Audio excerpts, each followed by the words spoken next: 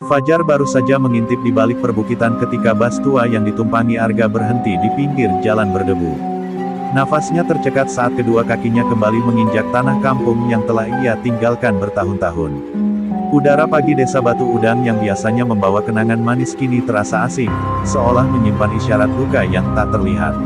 Arga berdiri mematung, menatap jalan setapak yang membawanya kembali pada masa lalu yang selama ini ia coba lupakan. Ketika ia berjalan melewati lapangan kecil tempat ia dulu bermain silat bersama teman-temannya, ia mendapati suasana yang berbeda. Rumput yang dahulu dipenuhi tawa bocah kini tampak layu, sepi, dan tidak terurus. Beberapa warga yang lewat menundukkan kepala, sebagian menatap Arga dengan pandangan iba yang tidak berani lama-lama menatap wajahnya.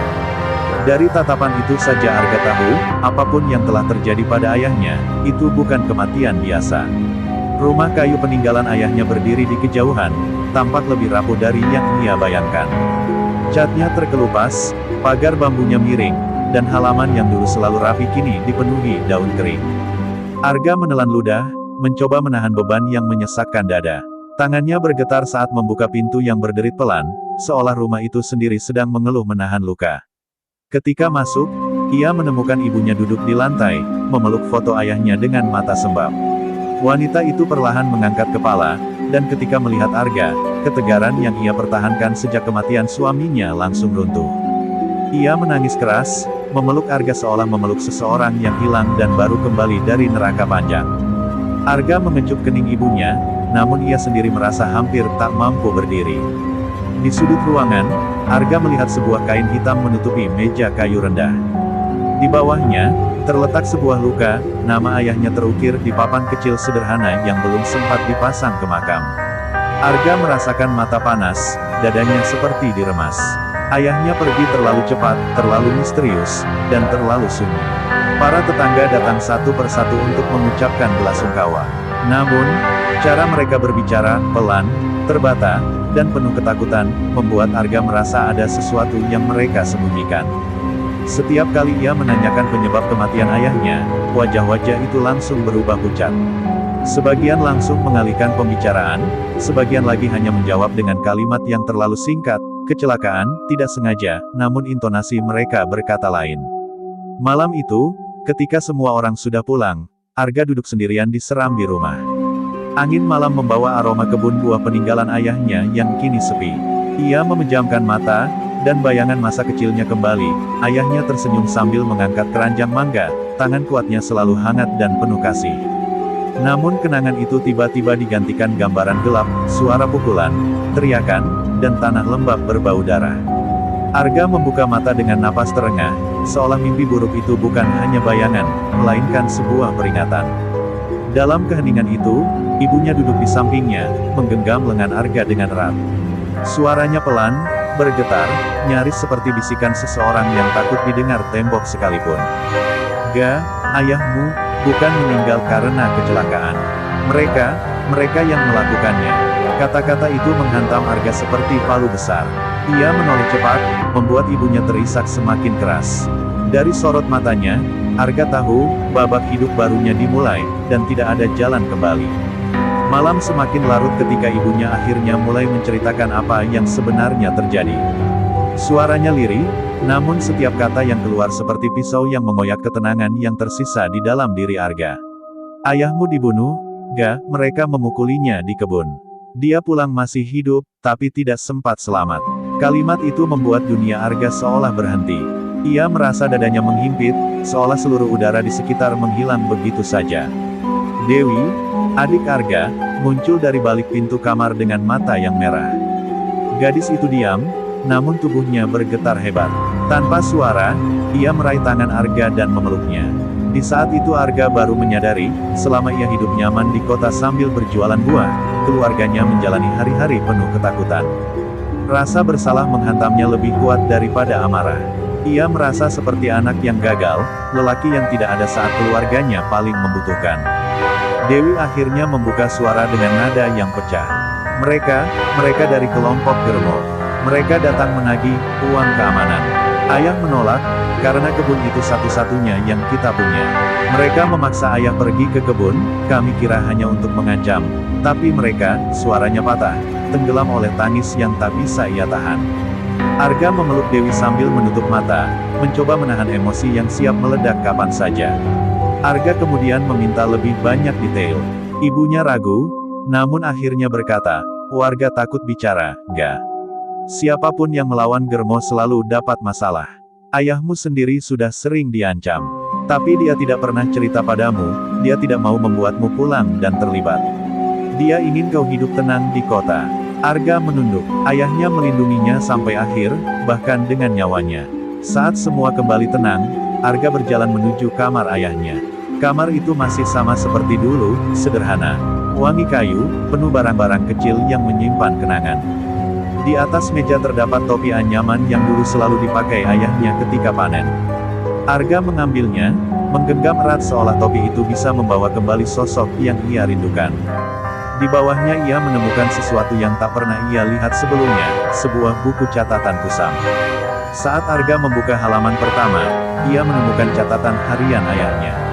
Di dalamnya tertulis berbagai tekanan yang ayahnya terima selama berbulan-bulan dari kelompok preman desa.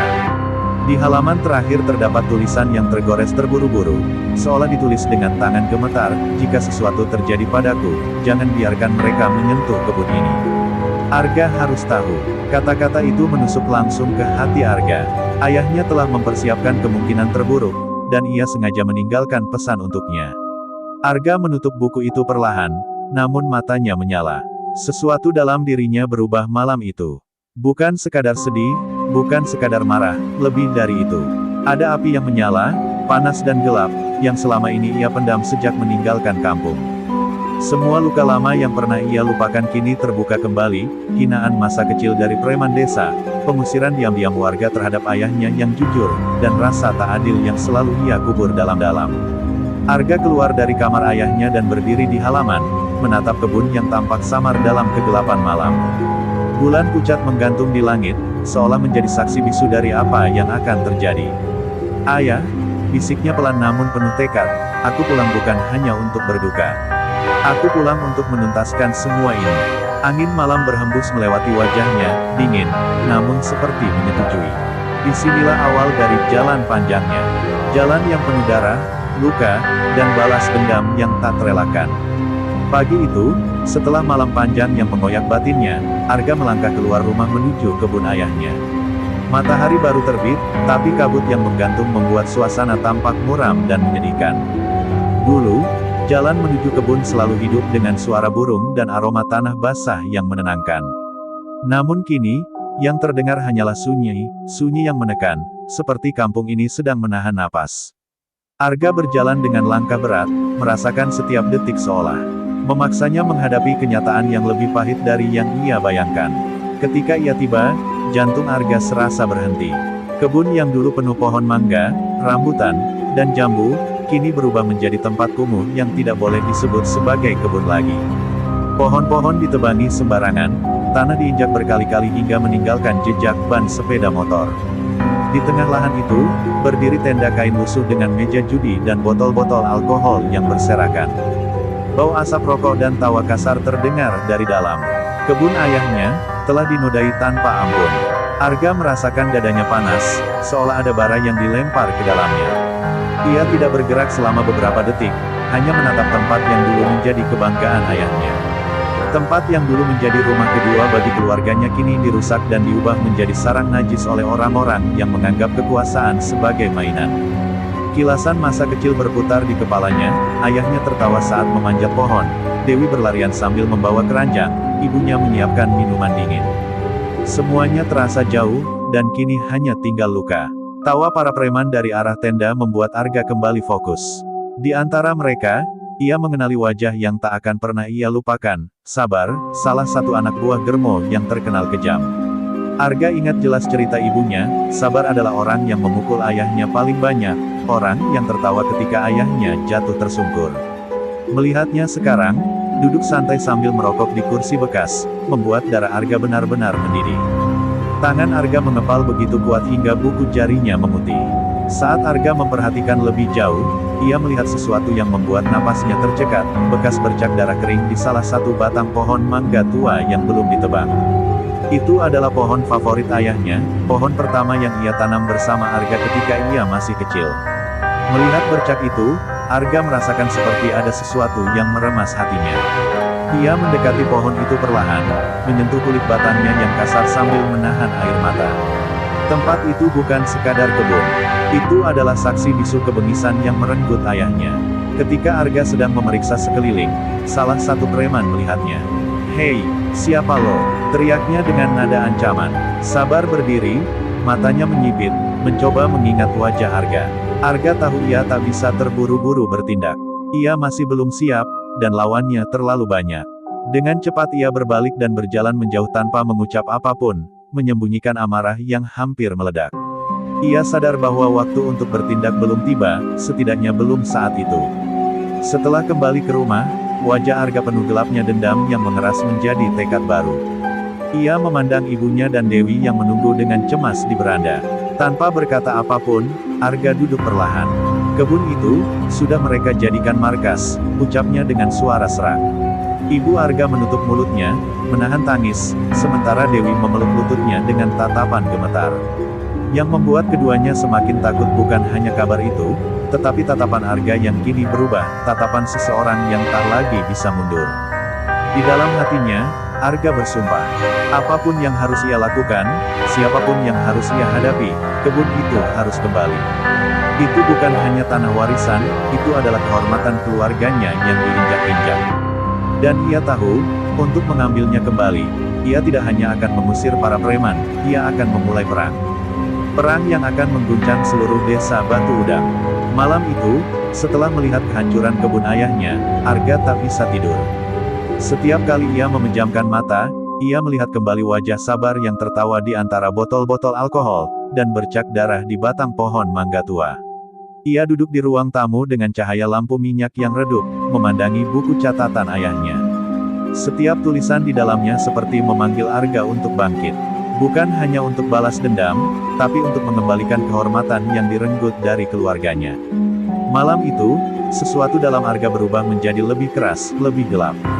Ia keluar rumah diam-diam, berjalan menuju lapangan tempat ia dulu belajar silat. Lapangan itu kini gelap, sunyi, dan tak terurus.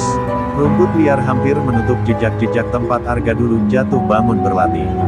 Sambil berdiri di tengah lapangan, Arga merasakan angin malam menyentuh wajahnya, seperti memanggil kembali dirinya yang dulu, anak yang kuat, keras kepala, dan tak takut apapun. Arga merentangkan tangan, merasakan ototnya yang sempat ia abaikan selama bertahun-tahun bekerja sebagai penjual buah di kota. Ia tahu tubuhnya belum sekuat dulu, tapi tekadnya jauh lebih besar sekarang. Ketika ia mulai mencoba gerakan silat dasar yang ia ingat, tubuhnya terasa berat dan kaku. Napasnya cepat habis, dan keringat turun dari pelipisnya. Tetapi setiap kali ia hampir menyerah, ia kembali melihat bayangan ayahnya tersenyum sambil berkata, kekuatan bukan hanya di tangan, tapi di hati yang tak mau menyerah. Kata-kata itu membuat Arga menggertakkan gigi dan terus maju. Malam pun berlalu dengan Arga mengulang gerakan demi gerakan, seolah sedang memanggil kembali kekuatan yang dulu ia pendam. Keesokan harinya, ia mencari seseorang yang namanya sempat muncul di pikirannya, Guru Jaka. Pria tua itu adalah pelatih silat yang dulu pernah mengajari Arga dasar-dasar bertarung. Rumahnya berada di pinggir hutan kecil, jauh dari keramaian desa. Ketika Arga tiba di sana, ia menemukan Guru Jaka sedang memotong kayu dengan gerakan yang masih kuat meski usianya sudah tua. Jaka menatap Arga lama, lalu tersenyum tipis. "Aku sudah dengar apa yang terjadi," katanya pelan, "dan aku tahu kenapa kau datang." Arga menunduk, tidak tahu harus mulai dari mana. Guru Jaka menatapnya dengan tajam seperti bisa membaca isi hati Arga. "Balas dendam bisa membutakan," katanya. "Tapi kadang, masih lebih buta lagi jika kau hanya diam." Kalimat itu membuat Arga mengangkat kepala. Ia akhirnya mengaku ingin melatih dirinya kembali agar mampu menghadapi para preman yang telah menghancurkan keluarganya. Guru Jaka tidak menjawab segera, ia hanya memandang langit dan menghela napas berat. "Kalau kau sudah memilih jalan ini," katanya, "maka tidak ada tempat untuk ragu." Latihan pun dimulai. Berbeda dengan masa kecil dahulu, latihan kali ini jauh lebih keras. Guru Jaka tidak memberi keringanan sedikit pun. Tendangan demi tendangan harus tepat, pukulan harus kuat, dan gerakan kaki harus cepat. Arga beberapa kali jatuh tersungkur, bahkan sampai lututnya memar. Tapi ia bangkit lagi. Setiap kali tubuhnya ingin menyerah, ia melihat kembali wajah ayahnya, dan amarahnya menjadi bahan bakar untuk berdiri. Guru Jaka yang melihat perubahan itu akhirnya berkata lirih, "Api dalam dirimu lebih besar dari dulu." Di sela istirahat, Guru Jaka berkata bahwa melawan Germo bukan hanya melawan preman biasa. Mereka terorganisir, kejam, dan didukung oleh orang-orang yang berkepentingan. Kau butuh lebih dari sekadar kemampuan bertarung, tegasnya. Kau butuh sekutu, informasi, dan strategi. Arga mendengarkan dengan serius. Ia menyadari balas dendamnya bukan hanya soal keberanian, tetapi soal kesiapan menghadapi musuh yang jauh lebih besar daripada dirinya.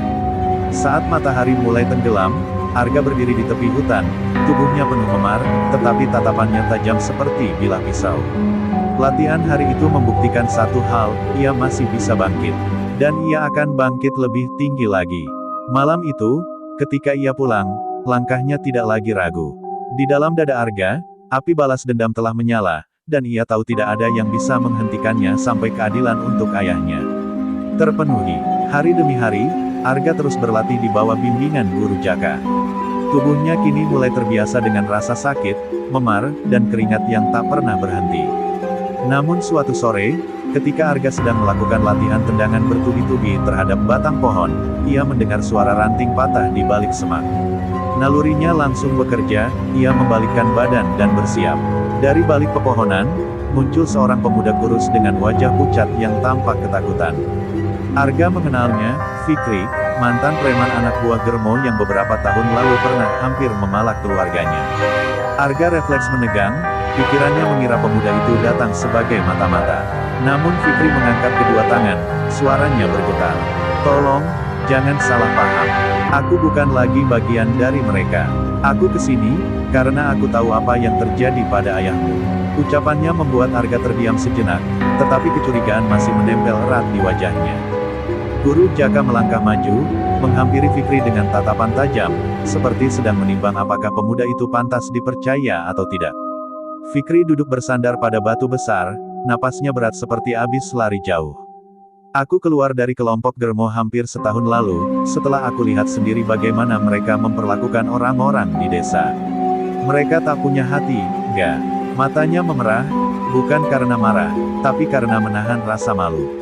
"Aku dulu penakut, tapi setelah ayahmu terbunuh, aku tahu aku tak bisa diam." Pengakuan itu membuat Arga terkejut, ia tak pernah menyangka anak buah preman bisa membawa beban penyesalan sedalam itu. Arga mendengarkan tanpa memotong. Fikri melanjutkan, "Aku tahu siapa saja yang terlibat. Aku tahu kebiasaan mereka, markas mereka, dan kapan mereka lengah. Kau tidak bisa melawan mereka hanya dengan kekuatan, ya. Kau butuh informasi dari orang dalam." Kata-kata itu mengguncang hati Arga. Sejak awal, Guru Jaka memang mengatakan bahwa pertarungan ini tak cukup hanya mengandalkan otot. Dan kini, sebuah pintu baru terbuka di depan Arga, pintu yang bisa memberinya keunggulan dalam perang yang akan ia jalani. Namun tidak semua yang disampaikan Fikri adalah kabar baik. Dengan suara rendah, ia berkata, "Germo semakin kejam sejak ayahmu meninggal. Dia tahu ada yang akan membalas.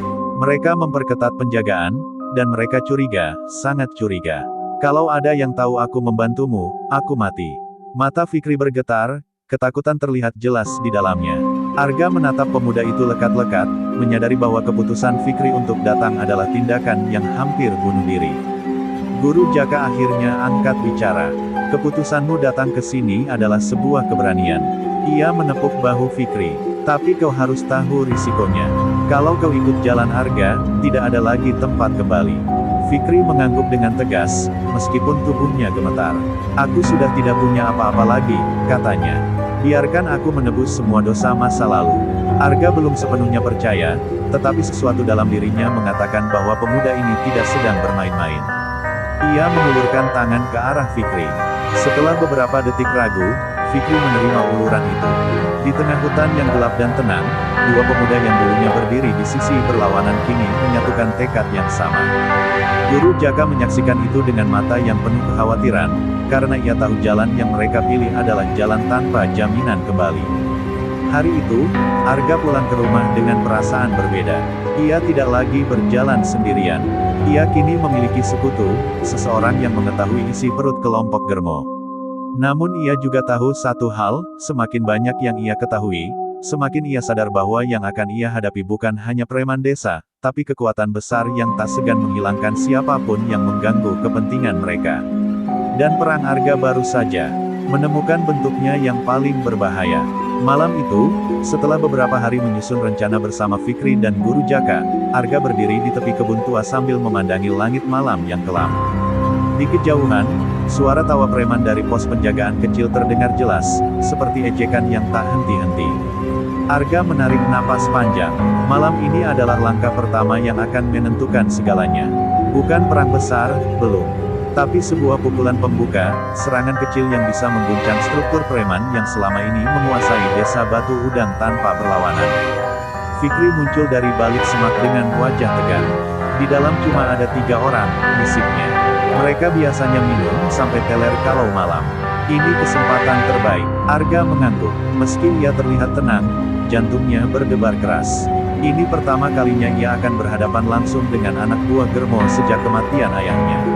Rasa takut, marah, dan tekad bercampur menjadi satu, membuat tubuhnya terasa lebih berat sekaligus lebih kuat. Guru Jaka yang berdiri agak jauh hanya memberi satu anggukan kecil, sebuah tanda bahwa Arga siap. Tanpa suara, Arga dan Fikri bergerak mendekati pos.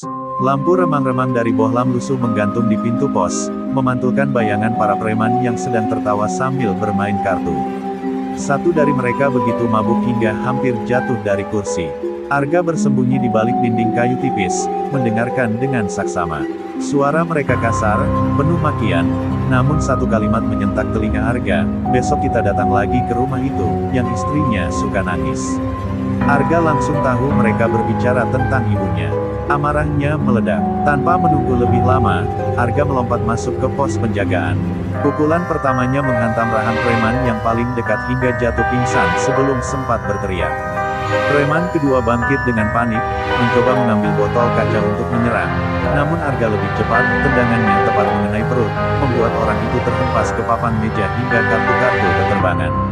Preman ketiga yang paling teler mencoba menyerang membabi buta, namun Fikri menahannya dari belakang, memukulnya dengan kayu hingga ia roboh. Gerakan Arga malam itu terasa berbeda. Tidak seperti latihan, tidak seperti permainan. Setiap pukulan terasa seperti suara hati ayahnya yang memanggil. Setiap tendangan adalah amarah yang selama ini ia pendam. Tapi di balik semua itu, ada kendali yang ia pertahankan. Arga tidak membunuh. Ia hanya membuat mereka tak berdaya.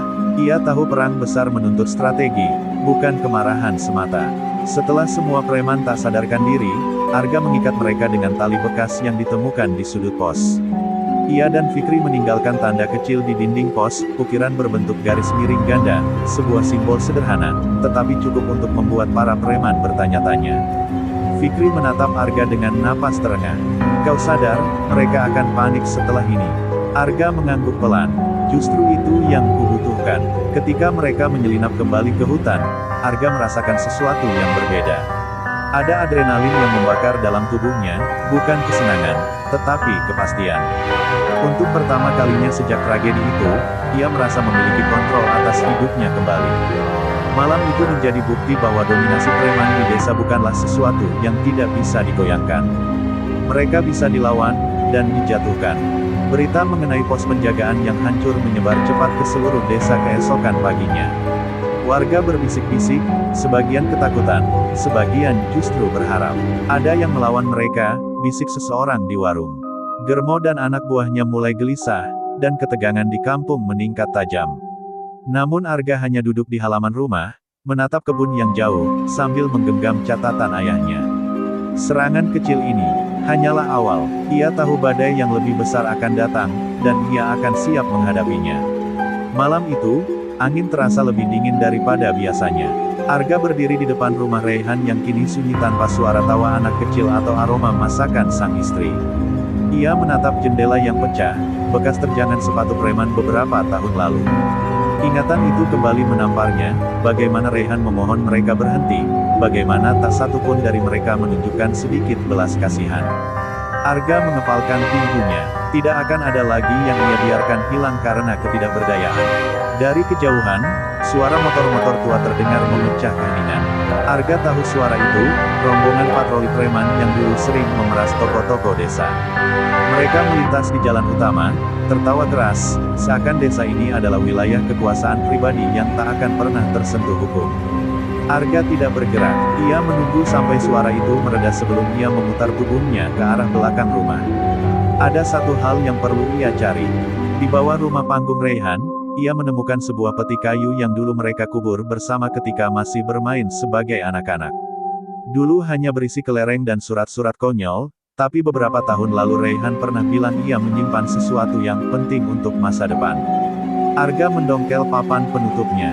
Di dalamnya ia menemukan sebuah buku catatan lusuh, penuh torehan nama preman, lokasi mereka biasa berkumpul, dan catatan tentang siapa saja yang pernah mereka sakiti. Arga menatapnya lama. Raihan telah menyiapkan ini. Dia tahu akan ada hari pembalasan. Saat ia membalik halaman terakhir, selembar kertas terjatuh. Surat, tulisan tangan Raihan. "Ga, kalau suatu hari kau kembali ke sini, aku hanya ingin bilang, jangan lagi jadi orang yang selalu mengalah. Lindungi apapun yang kau sayangi. Kalau aku gak sempat cerita semuanya, ingat, mereka harus dihentikan." Arga berdiri terpaku. Tenggorokannya tercekat. Kata-kata itu terasa seperti pesan dari kubur, menegaskan jalan yang kini sudah tak bisa ia tinggalkan. Dari balik pepohonan, suara langkah kaki terdengar mendekat. Arga segera menyimpan buku itu ke dalam tasnya. 3 bayangan muncul, menenteng kayu dan rantai besi. Mereka tidak terlihat seperti orang yang sekadar lewat, mereka mencari sesuatu, atau seseorang. Gue bilang juga apa? Tadi ada yang lihat cowok asing masuk kampung, kata salah satu, sambil menyinari area sekitar dengan senter. Arga mengenali wajah mereka. Mereka murid-murid Kesuma, wakil kepala preman. Dengan langkah tenang, Arga keluar dari balik rumah. "Cari saya?" tanyanya datar. 3 preman itu terkejut. Mereka saling pandang, lalu tertawa kecil. "Wah, berani juga nih orang baru." Arga tidak menjawab. Ia tahu mereka tidak mengenalnya, dia sudah lama pergi. Tapi ia ingat mereka semua. Salah satu di antara mereka adalah yang pernah memukul Raihan hingga pingsan. Arga merasa darahnya kembali mendidih. Preman itu melangkah mendekat, memutar rantai di tangannya. "Kalau lu sopan, mungkin kami bisa biarin lu lewat." Belum sempat ia menyelesaikan kalimatnya, Arga menangkap rantai itu, memutarnya, dan memukul perut lelaki itu dengan siku. 2 lainnya terkejut. Pertarungan singkat terjadi, tapi Arga bergerak seperti seseorang yang telah menahan amarah bertahun-tahun. Beberapa detik kemudian, 3 preman itu tergeletak di tanah, mengerang kesakitan. Arga berdiri di tengah mereka, napasnya stabil. "Sampaikan pada Kesuma," katanya pelan namun tajam, "Arga sudah pulang." Malam kembali sunyi, tapi kali ini sunyi yang berbeda. Sunyi yang menandai awal badai. Ia tahu setelah ini tidak ada jalan mundur. Pembalasan yang ia bawa sudah dimulai, dan seluruh kampung akan segera merasakan getarannya. Pagi menjelang dengan langit kelabu, seperti menandai apa yang akan terjadi. Di desa itu, kabar tentang 3 preman Kesuma yang dihajar habis-habisan menyebar lebih cepat daripada angin pasar. Warga desa berbisik-bisik dengan campuran takut dan harapan. Tak ada yang tahu siapa pelakunya, tapi banyak yang diam-diam berdoa itu adalah seseorang yang mampu menghentikan teror para preman. Sementara itu, Arga berjalan sendirian di jalan setapak menuju kebun pisang lama milik orang tuanya, tempat masa kecilnya dulu berakhir begitu pahit. Kebun itu masih sama, sunyi, lembab, dan penuh kenangan yang tak pernah ia sentuh lagi sejak tragedi menimpa keluarganya. Pohon-pohon pisang bergoyang pelan, seolah membisikkan nama-nama yang dulu pernah menghilang tanpa keadilan. Arga mengisap batang pohon yang telah lapuk, dan dalam benaknya muncul memori ketika ia melihat ayahnya dipaksa berlutut oleh orang-orang Kesuma. Saat itu ia hanya anak remaja yang ketakutan, tak berdaya, dan terlalu lemah untuk melawan. Tapi sekarang waktu itu sudah lewat. Arga membuka buku catatan Raihan kembali. Di salah satu halaman ada tanda lingkaran besar bertuliskan, "Gudang belakang pasar, markas uang Kesuma." Catatan kecil Raihan menyebut bahwa Kesuma menyimpan semua hasil pemerasan, judi, dan ancaman di tempat itu. Tempat itu juga menjadi lokasi di mana beberapa warga hilang tanpa jejak. Arga membaca tulisan itu berkali-kali sampai ia merasakan dadanya sesak. Raihan pasti mengetahui sesuatu yang lebih besar, dan mungkin itulah alasan ia menjadi target. Saat ia hendak menutup buku itu, suara ranting patah terdengar dari balik semak. Arga menoleh cepat. Sosok seorang wanita muncul dari rerimbunan. Mira, sahabat masa kecilnya, yang dulu selalu membelanya saat semua orang menjauh setelah keluarganya hancur. Mira tampak terkejut melihat Arga, tapi sorot matanya lebih banyak memancarkan ketakutan. Arga, kamu yang bikin 3 preman semalam terluka parah itu, ya? Suaranya bergetar, bukan karena marah, tapi karena takut konsekuensi yang akan datang. Arga tidak menjawab, hanya menatap mata Mira yang masih menyimpan kelembutan yang sama seperti dulu. Tapi Mira mendekat dan menggenggam lengan Arga. Kalau kamu mulai perang sama Kesuma, desa ini akan ikut terbakar. Mereka bukan cuma preman, mereka punya orang-orang di kota, di kantor pemerintahan, bahkan polisi pun banyak yang tutup mata. Mira menahan napas. Kamu harus berhenti sebelum kamu berakhir seperti Raihan. Kata itu membuat Arga menegang. Luka lama kembali berdarah. Aku gak datang untuk jadi pahlawan, jawab Arga pelan. Aku datang karena ada yang harus diselesaikan. Raihan mati sia-sia karena gak ada yang berani melawan. Dan kalau aku diam, semua orang selamanya akan hidup dengan kepala tertunduk. Mata Arga memerah, bukan karena emosi semata, tapi karena beban bertahun-tahun yang ia pikul sendirian. Mira tahu Arga tidak akan mengubah keputusannya. Ia menunduk, air matanya jatuh, meresapi tanah.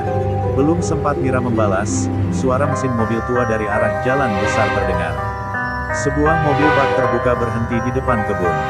3 lelaki bertubuh besar turun dengan wajah penuh luka, preman yang tadi malam dihabisi Arga. Tapi kali ini mereka tidak sendiri, bersama mereka hadir sosok yang membuat udara terasa menegang. Kesuma, lelaki berusia 50-an dengan tatapan seperti pisau yang sudah berkarat lama. Kesuma melangkah maju perlahan, menepuk-nepuk debu di bahunya seolah sedang memasuki panggung. Arga, katanya tenang, namun setiap hurufnya mengandung ancaman. Aku dengar kau akhirnya pulang. Kesuma berhenti hanya beberapa meter dari Arga. Mira memeluk dirinya sendiri ketakutan. Bagus, aku juga sudah lama menunggu kesempatan ini. Ia tersenyum tipis. Sudah saatnya kita selesaikan yang dulu sempat tertunda. Arga menatapnya tanpa berkedip. Angin berhenti berhembus. Dunia seakan menahan napas. Ini bukan lagi sekadar dendam, ini adalah awal perang yang tak bisa dihentikan oleh siapapun. Kesuma menatap Arga dengan senyum tipis yang membuat udara sekitarnya terasa seperti membeku. Tidak ada amarah di wajahnya, hanya ketenangan yang justru lebih menakutkan. Aku dengar kau lumayan membuat keributan tadi malam, katanya sambil melirik 3 anak buahnya yang masih memar. Hebat juga, dulu kau cuma bocah penakut yang bahkan gak bisa melindungi ayahmu. Kata itu sengaja diucapkan pelan, tepat untuk menusuk ingatan Arga yang paling ia hindari. Arga mengepalkan tangan, tapi ia menahan diri. Mira berdiri di belakang Arga, bergetar begitu keras hingga suaranya hampir hilang. Kesuma, tolong jangan bikin masalah di desa ini lagi, katanya dengan keberanian yang tersisa. Kesuma menoleh padanya sejenak, lalu tertawa singkat. Masalah? Kau pikir aku yang mulai? Ia menunjuk Arga. Yang mulai keributan ini dia. Anak baik jualan buah yang pura-pura lupa siapa sebenarnya dia. Tatapan Kesuma kembali ke Arga, kali ini lebih tajam. Kau kembali hanya untuk mati, nak. Arga melangkah maju 1 langkah. Ia tidak peduli lagi berapa banyak orang yang mendukung Kesuma atau berapa besar kekuasaan lelaki itu di desa. Aku kembali karena ada yang belum selesai, katanya pelan. Raihan, ayahku, semua orang yang kau sakiti, waktunya membayar. Kesuma berhenti tersenyum. Bayangan kelam melewati wajahnya. Raihan, gumamnya, bocah keras kepala itu. Kesuma mendekat ke Arga, jarak hanya tinggal sehelai rambut. Seharusnya kau berterima kasih. Kalau bukan karena aku, dia sudah mati jauh lebih lama. Kata-kata itu membuat dada Arga seperti ingin meledak. Semua kenangan buruk menyerbu, teriakan ayahnya. Darah yang mengalir di tanah, wajah Raihan yang terakhir kali dia lihat sebelum sahabatnya hilang entah kemana. Rasa bersalah yang ia pendam bertahun-tahun mendesak keluar. Kau yang menghancurkan semuanya, ujar Arga dengan suara bergetar namun penuh amarah yang nyaris tak terbendung. Kesuma memperhatikan Arga seolah sedang mengamati hewan yang siap menerkam. Tanpa peringatan, salah satu anak buah Kesuma menyerang dari kanan, membawa balok kayu besar. Arga menoleh cepat dan menahan pukulan itu dengan lengannya, meski rasa sakit menyengat tajam. Tubuhnya berputar, memberi tendangan yang menjatuhkan preman itu ke tanah. Dua lainnya bergerak serempak, tapi Arga kini berbeda, lebih cepat, lebih terlatih, dan jauh lebih berbahaya. Suara benturan kayu, rantai, dan tubuh menghantam tanah memenuhi kebun yang sebelumnya sunyi. Mira menjerit saat salah satu preman hampir menebas Arga dengan belati. Namun Arga menangkap pergelangan pria itu, memelintirnya hingga belati jatuh, lalu memukul dagu lawannya. Preman itu tidak bergerak lagi. Nafas Arga terengah, tapi matanya penuh fokus. Tiga preman tergeletak tak berdaya. Hanya tersisa Kesuma yang sejak tadi berdiri diam, tangan di belakang, seolah semua itu hanyalah tontonan baginya. Kesuma akhirnya bertepuk tangan perlahan. Bagus, sangat bagus. Ia melangkah maju, menyingkirkan tubuh anak buahnya dengan kaki. Kau sudah berkembang jauh, Arga. Tapi jangan pikir sebentar pertarungan barusan membuktikan apapun. Ia meraih kerah Arga dengan gerakan cepat yang tak sebanding dengan usianya, menyeretnya mendekat. Napas Kesuma berbau tembakau dan ancaman. Kalau kau benar-benar mau menuntut balas, jangan lakukan di kebun ini. Datang ke tempatku, tempat semuanya dulu bermula. Kesuma melepaskan Arga dengan dorongan kasar lalu berbalik, meninggalkan mereka begitu saja seperti seseorang yang baru memberikan undangan pesta. Mira berlari memeriksa Arga, wajahnya pucat dan cemas. Arga, jangan ikuti dia. Itu perangkap, kau tahu itu. Arga menatap punggung Kesuma yang menjauh, lalu membuka buku. Catatan Raihan sekali lagi. Di salah satu halaman, tulisan kecil berbunyi, jika ingin kebenaran, datang ke gudang belakang pasar. Tempat yang sama yang disebut Kesuma barusan. Arga menutup buku itu dengan tangan gemetar. Ini bukan lagi sekadar balas dendam. Ini pencarian kebenaran yang mungkin jauh lebih gelap dari yang pernah ia bayangkan. Malam kembali turun dengan membawa hawa lembab yang menusuk tulang. Arga berdiri di tepi pasar tua, tempat yang dulu riuh dan penuh kehidupan, kini tampak seperti bangunan yang ditinggalkan takdir. Gudang belakang pasar terlihat samar, gelap, dan terlilit bayangan pohon besar. Setiap langkah Arga menuju gedung itu terdengar berat, seakan lantai tanah ikut merasakan beban masa lalu yang ia pikul. Ia bisa merasakan Mira menatapnya dari jauh, meski perempuan itu sudah memohon berulang kali agar ia tidak datang. Gudang itu tampak berubah sejak terakhir kali ia lihat. Dulu hanyalah tempat penyimpanan sayuran dan karung-karung goni, tetapi kini berdiri seperti markas gelap yang menyimpan rahasia. Pintu besi besar sedikit terbuka, menimbulkan derit panjang saat angin malam menyentuhnya. Arga melemaskan pergelangan tangan, menarik napas dalam. Buku catatan Raihan di sakunya terasa berat, seolah memaksa dirinya untuk tidak mundur. Ini saatnya mengungkap apa yang sebenarnya terjadi. Begitu Arga masuk, bau karat, alkohol, dan darah kering memenuhi hidungnya. Lampu-lampu kecil menggantung, namun hanya sebagian yang menyala, menciptakan lorong remang yang menelan suara. Di tengah ruangan, terdapat kursi besi yang terikat rantai, kursi yang langsung memicu kilasan memori dalam pikiran Arga. Ia teringat Raihan pernah mengatakan tentang ruang yang membuat orang hilang. Dadanya menegang. Mungkinkah Raihan pernah berada di sini? Langkah kaki terdengar dari arah gelap. Arga berbalik cepat. Kesuma muncul perlahan, menyalakan rokok, dan berdiri seolah sedang menikmati pemandangan indah. Kau datang juga, ucapnya dengan senyum sinis. Cahaya api dari rokoknya menyinari sebagian wajahnya yang penuh garis keras. Kau punya keberanian, atau kebodohan, aku masih belum memastikan. Kesuma berjalan memutar ruangan, seperti sedang mengawasi arena pertarungan yang akan segera dimulai.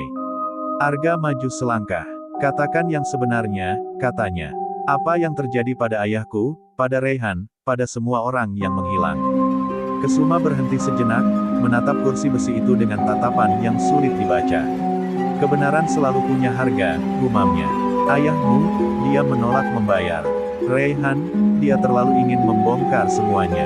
Kau kabur sebelum melihat semuanya runtuh.